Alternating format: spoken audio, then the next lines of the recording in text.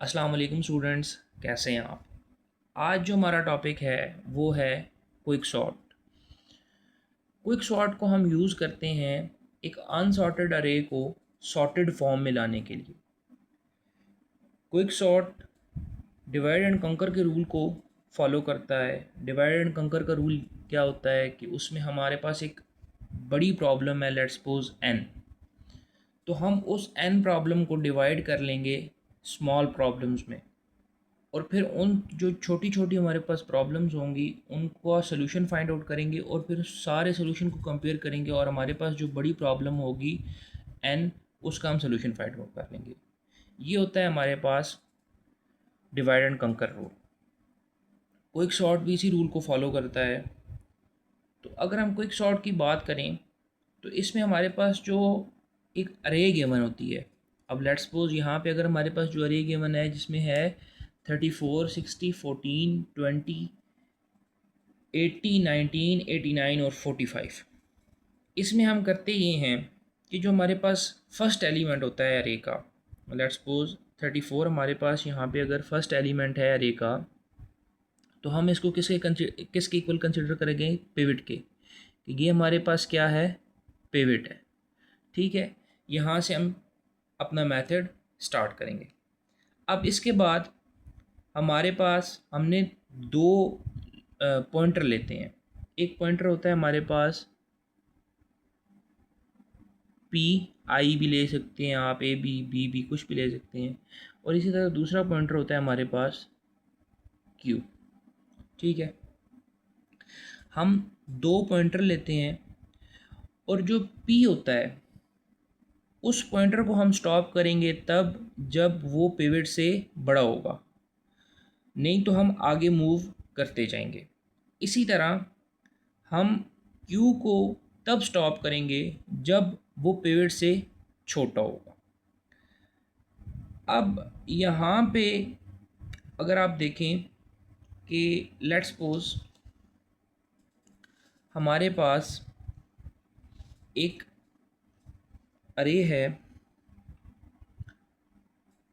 34, 5, 4, 3, 2, 1। अब यहाँ पे हमारे पास एक अरे है और हमने इसको क्विक सॉर्ट के थ्रू सॉल्व करना है। तो अगर हम इस 34 को यहाँ पे पिवट कंसिडर करें और इसको पी और इसको क्यू, तो इसको हमने तब स्टॉप करना है जब पिवट से ये बड़ा हो, यानी कि पी तब रुकेगा जब वो पिवट से बड़ा हो। तो अगर आप यहाँ पे देखो तो यहाँ पे कोई भी एक ऐसी वैल्यू नहीं है जो पिवट से बड़ी हो, बल्कि सारी छोटी ही हैं। तो ये कब रुकेगा, पी को भी तो हमने एक जगह पे स्टॉप करना है ना। तो हम उसके लिए क्या यूज़ करते हैं, गार्बेज वैल्यू प्लस इन्फिनिटी। ये गार्बेज वैल्यू हमने ले ली क्योंकि प्लस इन्फिनिटी बड़ा है 34 से, तो यहाँ पे आके पी हमारे पास रुक जाएगा। अब एक क्वेश्चन ये भी है कि क्या यहाँ पे हम माइनस इन्फिनिटी यूज़ करेंगे क्योंकि हमने क्यू को भी रोकना है। नहीं, हम माइनस इन्फिनिटी नहीं यूज़ करेंगे क्योंकि क्यू जो है, अब पी राइट हैंड साइड पे जा रहा है तो पी आगे जाके नहीं रुकेगा, लेकिन क्यू जो है वो एक टाइम ऐसा आएगा कि वो पिवट के इक्वल हो जाएगा, तो वो रुक जाएगा वहाँ पे। तो हम यहाँ पे माइनस इन्फिनिटी यूज़ नहीं करते। अब देखते हैं हम अपनी एग्जांपल को। अब यहाँ पे अगर हम देखें तो हम यहाँ पे यूज़ करेंगे plus infinity, plus infinity use करेंगे। अब इसमें हम सबसे पहले अगर शुरू करें तो देखें पी को हम सबसे पहले देखते हैं। पी ग्रेटर देन है पिवट से, बिल्कुल 60 ग्रेटर देन है 34 से, तो पी यहाँ पे क्या हो जाएगा, स्टॉप हो जाएगा। अब उसके बाद बारी आ जाती है हमारे पास क्यू की। अब हम देखते हैं 45 लेस देन है 34 से, नहीं, हम आगे मूव करेंगे। हम देखेंगे कि 89 लेस देन है 34 से, नहीं, हम आगे मूव करेंगे। 19 लेस देन है 34 से, हाँ जी।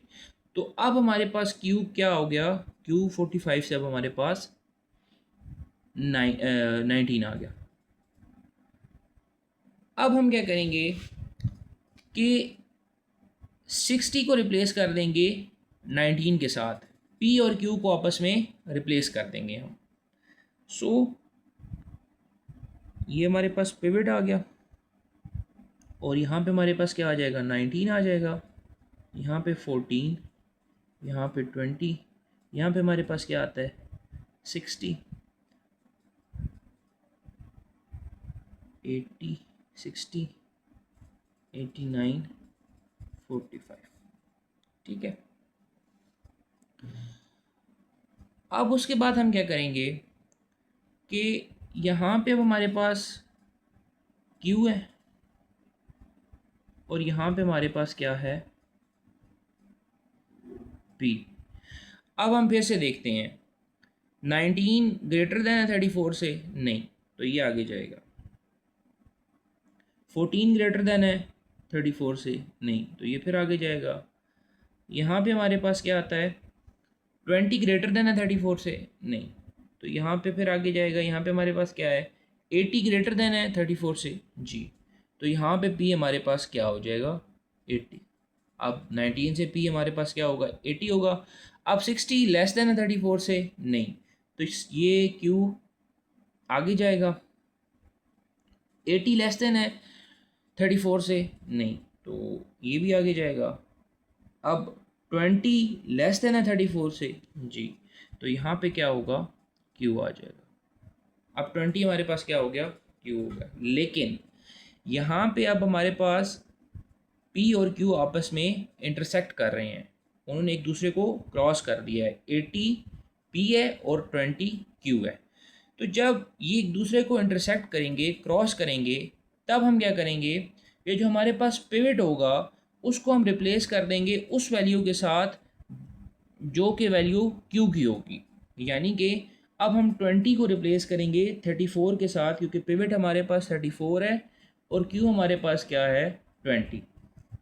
सो अब हमारे पास क्या आएगा 20, 19, 14 और ये 34 आ जाएगा हमारे पास, और 80, 60, 89 और 45, यही आता है ना, 20, 19, 14, 34, 80, 60, 89 और 45। अब यहाँ पे हम क्या करेंगे, यहाँ पे हम, ये हमारे पास पिवट है, अब ये हमारे पास पिवट है। अब अगर आप यहाँ पे देखो तो जो हमारे पास पिवट था ये वाला, ये पिवट, इसके लेफ्ट हैंड साइड पे 34 से कम वैल्यू की सारी वैल्यूज़ हैं, जैसे 20 है, 19 है, 14 है। इसी तरह राइट हैंड साइड पे 34 से बड़ी वैल्यूज़ हैं, जैसे 80 है, 60 है, 89 है और 45 है। सो ये हमारे पास क्या हो गया, एक वन पास कंप्लीट हो गया, या फर्स्ट स्टेप हमारे पास ये कंप्लीट हो गया। ठीक है, अब इसके बाद हम क्या करेंगे, अब इसके बाद हम जाएंगे नेक्स्ट स्टेप पे। अब नेक्स्ट स्टेप हमारे पास क्या है कि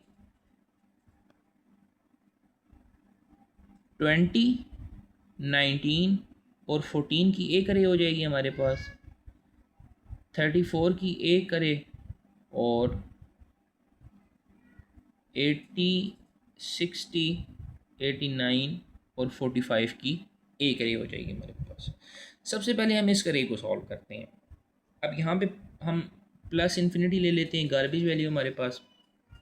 अब ये हमारे पास आ गया पिवट और ये हमारे पास आ गया P और ये हमारे पास आ गया Q।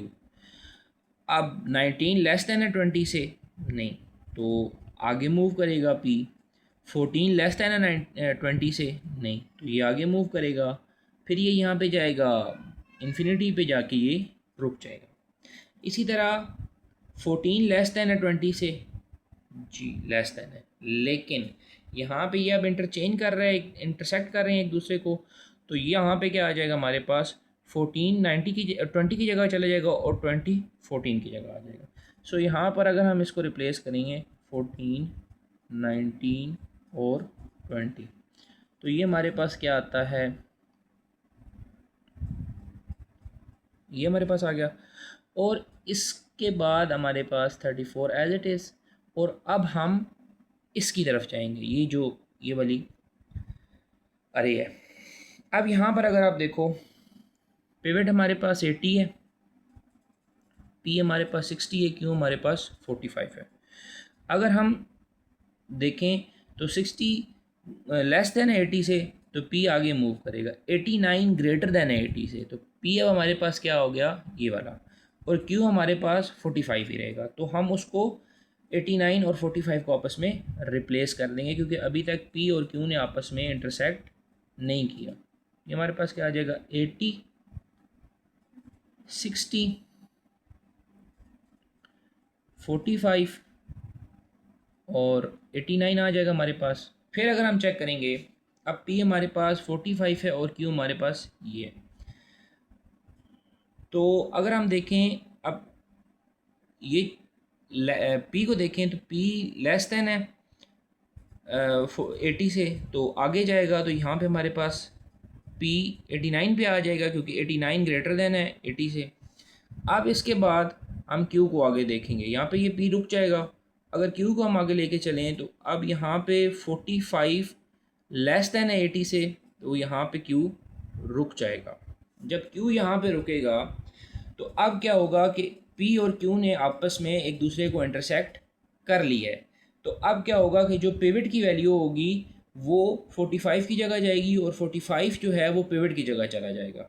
यानी कि ये अब हमारे पास आ गया 14 19 20 34 और ये हमारे पास क्या आ गया 45 60 80 और 89। तो ये हमारे पास अरे आ गई है। अब अगर हम इसको कंबाइन करें फिर से, अब अगर हम इसको कंबाइन करें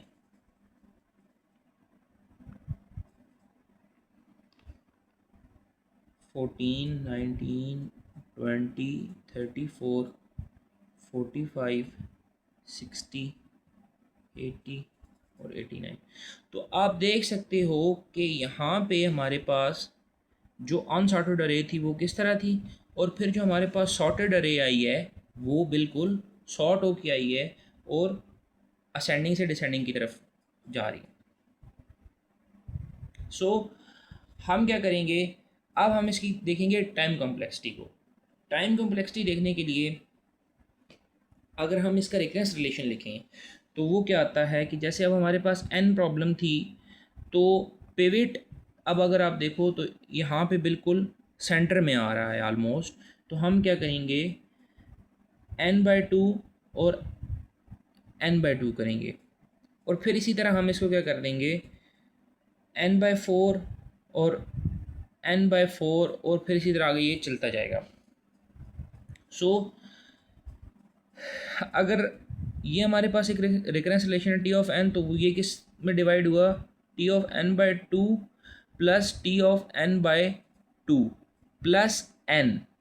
अब ये n क्या है, ये n है टोटल टाइम। टोटल टाइम से क्या मुराद कि अब अगर आप देखो कि ये एक हमने स्टेप सॉल्व किया है स्टेप 1, तो इसको सॉल्व करने के लिए हमने पूरी अरे को मतलब एक किस्म का विज़िट किया है, देखा है।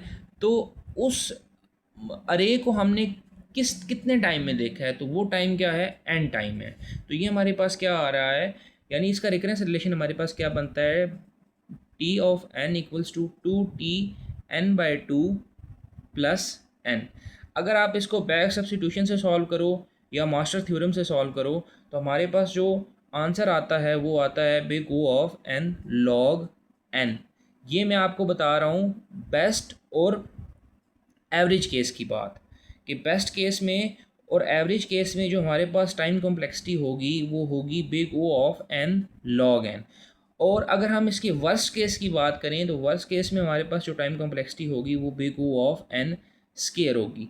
वो कब होगी, अब जैसे हमारे पास एक अरे गिवन है, अरे है ये ऑलरेडी सॉर्टेड, तो हमने पिवट ले लिया 14 को, अब यहाँ पर अगर हम पिवट 14 को ले लें और P हमारे पास आ गया 19 और Q हमारे पास आ गया 89, तो अगर हम इसको पूरा विजिट करेंगे तो एक ऑलरेडी सॉर्टेड अरे को हम और कितना सॉर्ट कर सकते हैं। तो तब हमारे पास जो टाइम कॉम्प्लेक्सिटी आएगी वो आएगी big O of N square. ये किसके लिए है? वर्स्ट केस के लिए है। बेस्ट और एवरेज केस के लिए हमारे पास जो टाइम कॉम्प्लेक्सिटी है वो है big O of N log N. तो ये था हमारे पास क्विक सॉर्ट। नेक्स्ट वीडियो में हम इंशाल्लाह हमारी सॉर्ट डिस्कस करेंगे। तब तक थैंक यू।